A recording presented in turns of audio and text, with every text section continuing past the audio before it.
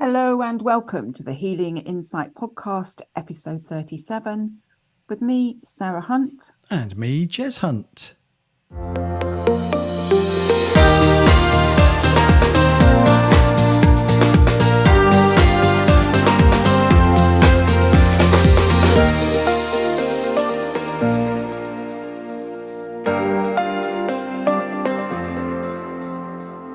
Hello, everybody, and welcome to this week's podcast. Hi, Jay. How are you? I'm very well, thank you. Hello. As we always seem to, well, certainly recently, we seem to be talking about the weather when we come on the podcast. The first thing, very British thing to do. It's been raining all day here, just so you know, in case you were going to ask, just in case. Yeah, we've got rain here on and off, but at the moment we've got sunshine with black clouds, although I can't see any rainbows just now. But yeah, there's rain forecast for most of the rest of the week, I think. I think so. Yeah, we're definitely into autumn now. Aren't we just? So, yeah, so it's all good. So today, the topic for today, interesting one, is community. Community, yeah. It's not something we've talked about on the podcast before. I've no idea where it's going to go, as always, really. But it'll be an interesting discussion, I'm sure. Yeah, so people often talk about a sense of community, don't they? When they kind of feel like they're part of something. And it does feel to me like we are part of different communities. So there's the community, the area that you live in. It might be the community of within work. There might be a community within a hobby that you do. And community to me is very much about people pulling together, helping each other, showing support when support's needed as a group. That makes sense? Yeah. If we go a little bit deeper than that, it's about belonging. We've talked about Maslow's hierarchy of needs before now. But the third level part of our psychological needs is love and belonging. And part of that is connection with people. So having that feeling of community, having that feel of like-minded, like-valued, like whatever people that we're connected to and have a connection with is important to us. It's part of our needs. It's human nature, isn't it, to want to connect with other people, and in the physical as well, and not like we have to do at the moment on Zoom, but to actually sit down in the same room and talk to people and share experiences together and that sort of thing. Yeah, and I think there's different interpretations of community, I think. So, for example, there's the local community scenario. So if you remember when we were growing up in Cranfield, being a village, we had the bakery, we had the butchers, we had the greengrocers, we had a grocery shop as well. But they were separate things. And there was a sense of community around. You could walk down the high street or walk around the street and people would say, oh, hi, good morning. Hi, how are you? And you'd stop and you'd have a chat. And I think if we compare that sort of local community compared to where we are, jump forward 40 odd years plus. And I know, scary when you think of it like that. And I feel that sense of community isn't there in the same way that it was anymore. I think even in villages that there's a lot more distance between people generally. So what I mean by that is I can go out walking in Barrow where I live and it's a 50-50 whether I'll get someone to say hello back to me. If they've got a dog, I can pretty much guarantee 100% absolutely I'll get a hello back. Okay, 99%. There was one person the other day that didn't. But that's probably because I'm more focused on the dog than I am the person walking them. But that's okay. So, we judge the length of our dog walks by how many what dogs I stop and speak to. Now, if I'm in other environments walking down the street, then it's 50-50. Sometimes people will, sometimes people won't. Whereas I remember as a child, absolutely, pretty much everyone said yes. When I lived in Bedford, being a suburb and being in a suburb of Bedford, it was very rare you'd get anyone saying hello to you. It was pretty much maybe 1 in 15, 1 in 20 might smile at you. Yeah, I find as I live in that suburb still, I do find that more people will say good morning to me now or good afternoon to me now than perhaps a year or so ago. Yeah, Uh, a lot changed a year or so ago, to be fair, in well, terms of that's the true. way. Yeah. Before that, before all the lockdowns and everything, um, I would agree with you that not a lot of people would, even people with dogs, I struggle to get a hello or a good morning out of. Whereas now I do a lot of the time get people to respond to me as I'm walking past them because I like to say hello. I think it's friendly to say Yeah, hello. It's absolutely. just like there's nothing. And there was one day when I was walking down the road and said hello to somebody, and then they stopped and talked to me about their new dog. It Yeah. happens to be a dog lover like me, but it was somebody that I didn't know. But it was quite nice to have that conversation. Um, but I do find that some people actually walk down the road with that if they can see someone else coming towards them, you can see them put their eyes down. They don't want to Yeah. make that contact. They don't want to actually converse with somebody, which is a shame, really, because as humans and as humans that are coming from a heart-centered place, we want to be putting out good, positive vibes to everybody that we pass, connect with, spend any time with, so that they know that they're part of that community. They are loved. They are appreciated. All of those things, really.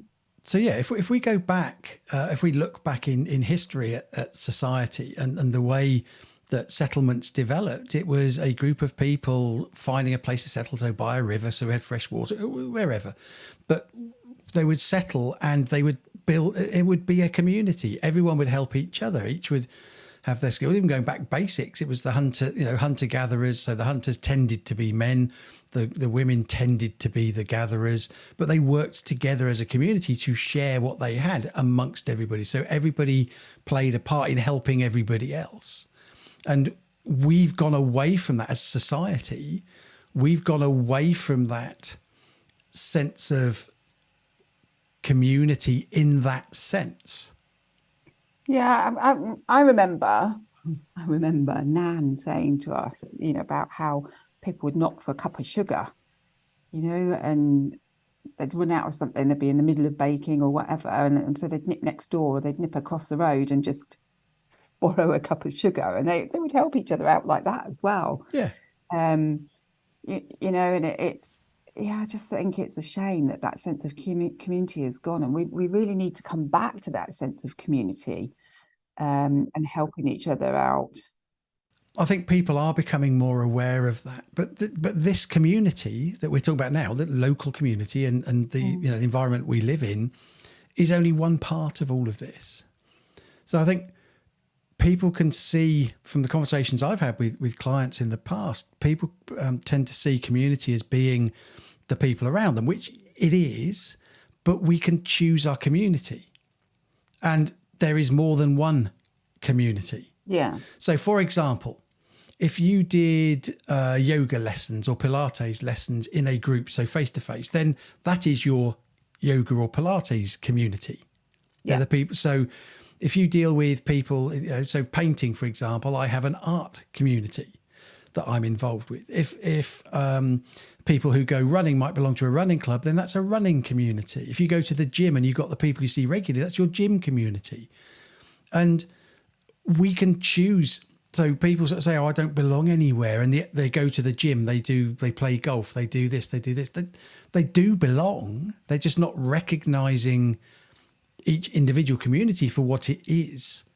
So, to me, community, yes, it's about a group of people who have possibly a common goal or a common belief or a common value Or a common interest. or a common interest, where they, like you said at the very beginning, where they support each other, they encourage each other, they work together, they help each other in that area. And possibly when you develop relationships within a community, it possibly develops into something more intimate than that. And what I mean by that is that as you get to know people, even if you know them through one particular thing, they will start to say, oh, hi, how are you? They'll take more of an interest in you as an individual, not just the interest that you have in common as part of developing a relationship. So you're strengthening the community and the connection that you have within that.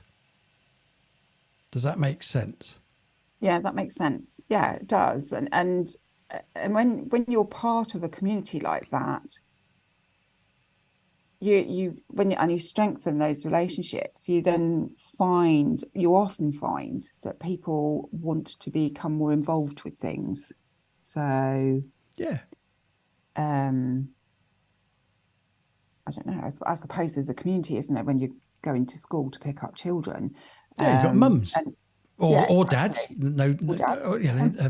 or grandmas, or grandmas, or whoever. Yeah, you've got parents of children or grandparents of children.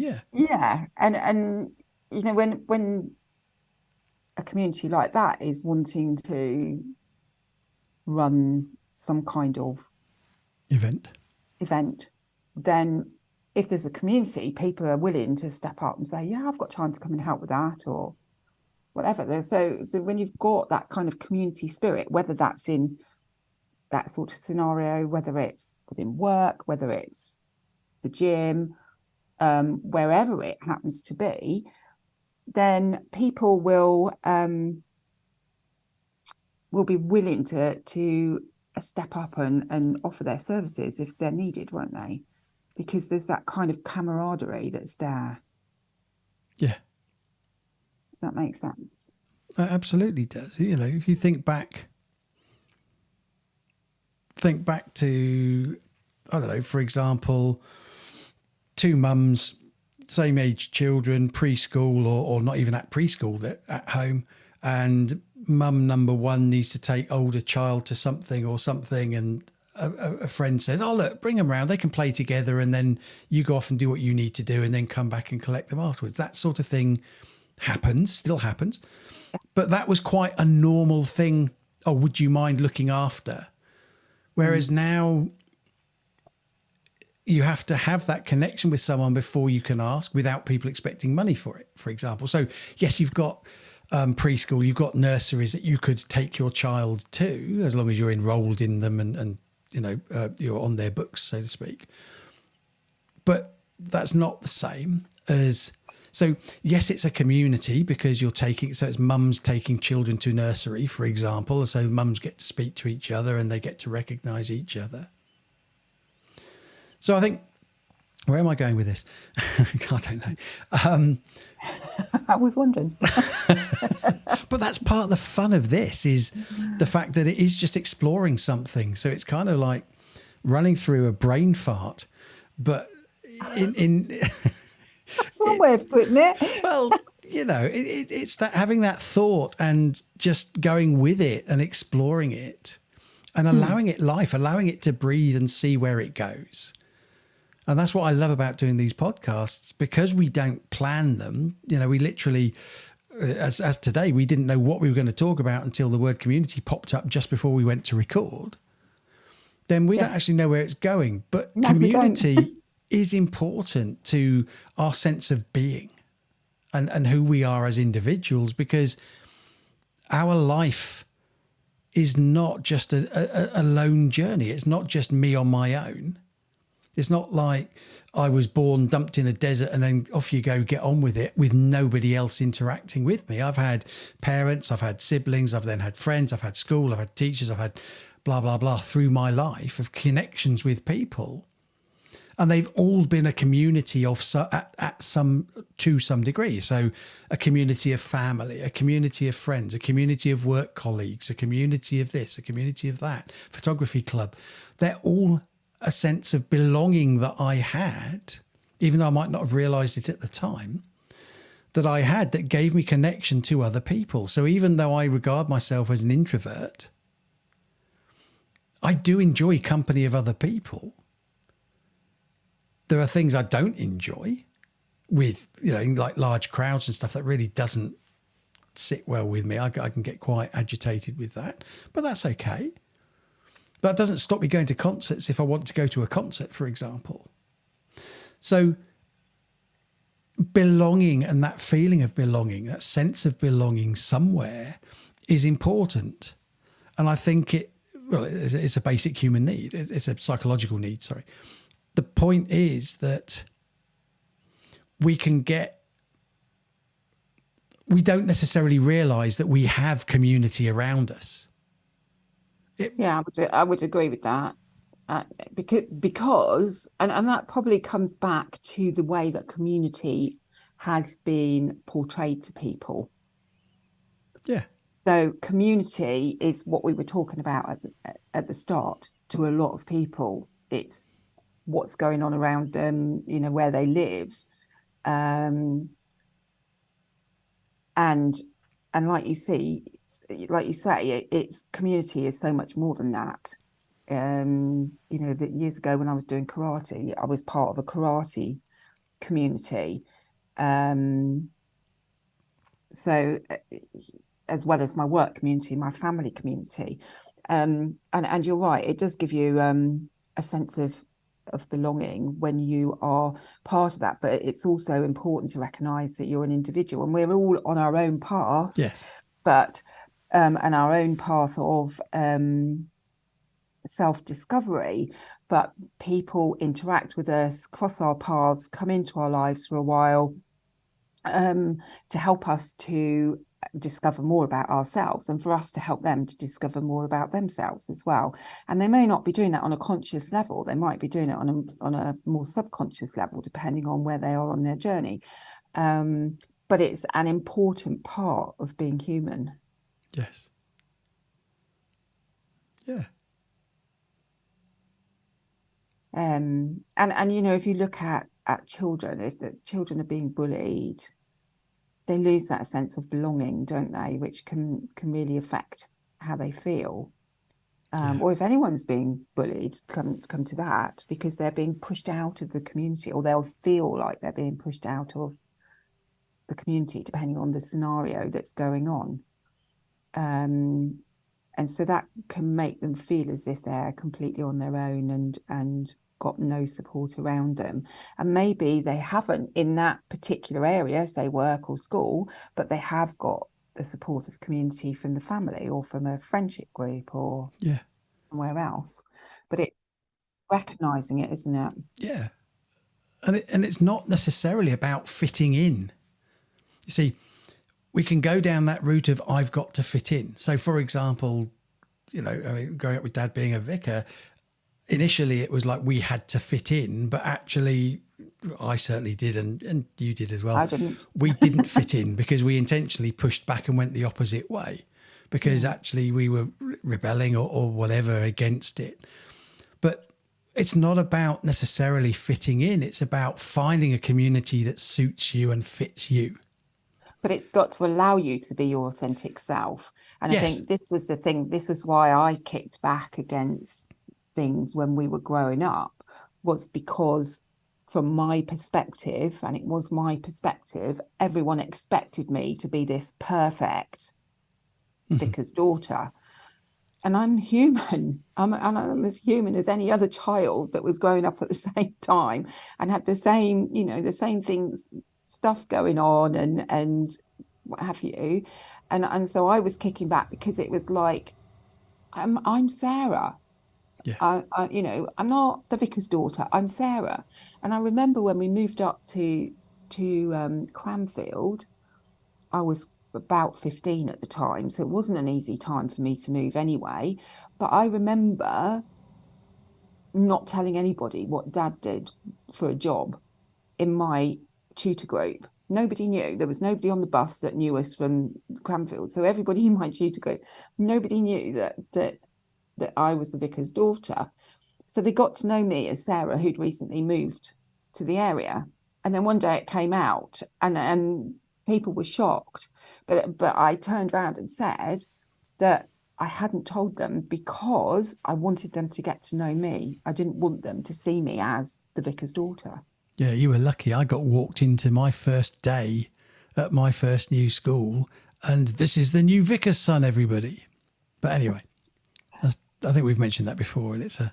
But if you get labelled like that, then the sense of community, the sense of belonging can be lost, because people then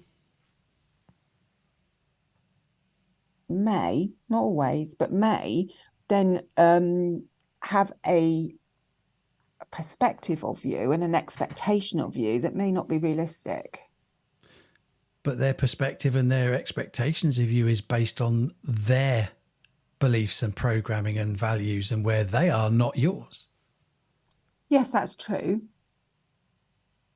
Yes, that's true. And maybe you're projecting what you're expecting them to, or how you're expecting them to behave. But if you feel like you've been labelled, you may feel like you don't belong. Yeah. And actually look at labels in society. So we've shifted a bit from community, but that's okay. Look at labels in society. So the whole thing around, neurodiversity, for example, and getting labelled with ADHD or ADD or Asperger's or autism. At the end of the day, it's just a label. I'm not saying that the brain doesn't function differently, because it does. And I think, in my mind, I think we've all got a level of neurodiversity. But it gets labelled to lump people together. So, for example, even something like, geeks, talking about geeks at school, it's a label. It's, they're boffins, but it's not done. It's done to try and make sense of something, not necessarily for the benefit or that it's going to benefit the people with that label. Oh, don't worry about him. He's autistic, or he's got ADHD. But they're no different. They're still human. They still have... They're human, and they're still equal to the rest of us. Exactly. They just learn differently, or they communicate differently. Yeah, exactly. Or they're experiencing things differently. Symptoms of something. You say, I don't like labels. So I always talk about people experiencing the symptoms of whatever it is that they've been labelled with. And humans do like labels. But actually, anyone that is experiencing symptoms, those symptoms will have come from different experiences on their total journey. And but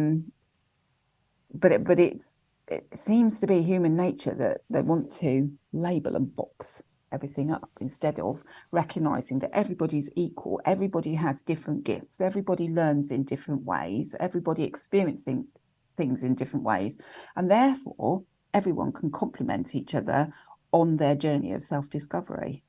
Yeah. So maybe that's the thing. So for a community to really work, you want that neurodiversity, because then everyone has something special to actually bring to the community. Yeah, well, if you go back... diversity across the community in all sorts of ways, because then people with different gifts, with different experiences, different knowledge, can come together and complement each other when they need to work together for whatever reason it might be. Yeah, when villages and communities set up in the past, they didn't set up with, we've got a village full of bakers. We've got loads of bread, but we've got no meat. We've got no farrier doing the horses' hooves, and we've got no cartwright doing the carts that we need to transport goods. I mean, okay, nowadays they'd have to go to another village and hope that village has got something they haven't got. But the point is, you developed a community of diverse skills that meant, as a whole, it worked, because you covered everybody's needs. Some people grew this crop, some people grew that crop, but they shared. Yeah. You didn't have everyone growing potatoes and nobody growing carrots or broccoli or whatever veg was available in those days. But I didn't do my history. History, I failed. Anyway, that's another thing. So it is about diversity is actually really important Yeah. in anything, you know, in a business. If you look at corporations, if everyone was again,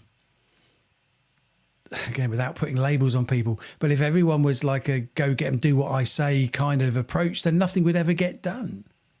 You know, not everyone is a manager, not everyone is a leader, not everyone is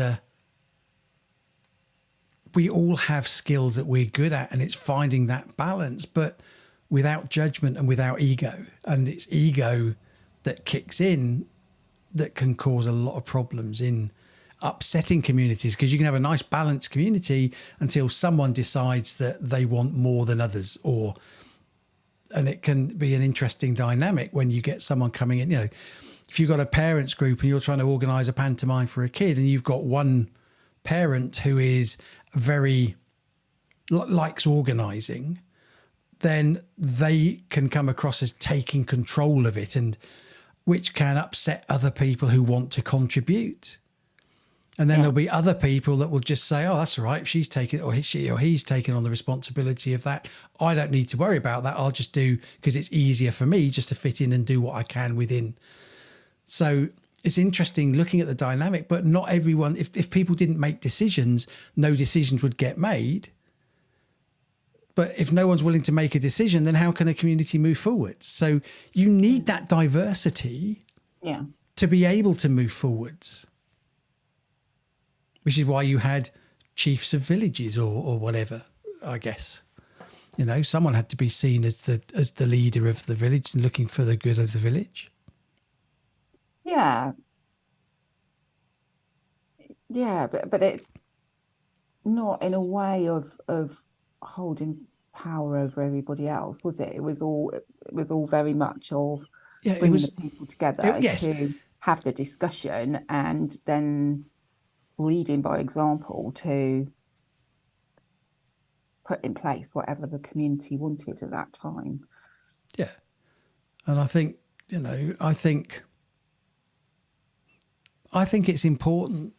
I think it's important to get involved in local community. Definitely. And I am involved, and Charlotte is involved in local community here in various ways. I also think that if you're feeling that you don't belong, don't wait for things to come to you. Go and find something. So look at interests that you have and go and find a group that would fit that. So if you have an interest in Pilates or whatever, then go and find a Pilates group local to you. But even with everything we've had over the last few years, the way the internet and the way Zoom and other video technologies have evolved and been used and embraced more, I'm involved in 2 communities that are international. I'm speaking regularly with people in Canada, in America, in Spain, in Portugal, but all in a community together, and we have regular meetings. So if anything, it's easier, I believe. It's easier. There's more options to find a community, because you're not limited to just geographic. Yes, that's very true. So you can I'm involved in Zoom community where I'm connecting with people abroad as well. So yeah, so I think it's a balance. I do believe face-to-face is important. I do believe personal connection is important, and we don't want to lose that. But I also value the other communities that have been opened up to me in the last 2, 3, 4 years in the way that technology has developed, and embracing it in that sense, and linking with like-minded people, but from across the world, in certain things that I'm interested in. And that's just awesome. So we're never alone unless we choose to be alone. Yes, that's very true. There's always a community of some kind out there for you. Go find it if you don't feel you found it or got one. Or the other option is build one yourself. Yeah, create one. Go and say, this is what I want to do. Does anyone else like doing this? And you'll either find a community that's already doing it, or you might find other people saying, oh yeah, I've thought about that. Let's do that. Yeah, absolutely. And that's how new communities are born, isn't it? Exactly. So Well, Okay, so that was an interesting interesting topic to explore, wasn't it? And yeah, some important points coming out there, especially about the human need for a sense of belonging. yeah, Um, so yeah, and just being aware that a community is not just your local community; it's so much more than that. yes, And so it's important to embrace being part of a community, whatever that community happens to be. yeah, absolutely. Interesting. Thank you. Fabulous. Thank you very much for your time, Jay. Really good to catch up with and connect with you today. I'm sure we'll have another interesting topic for next time. But until then, it's goodbye from me. And it's goodbye from him.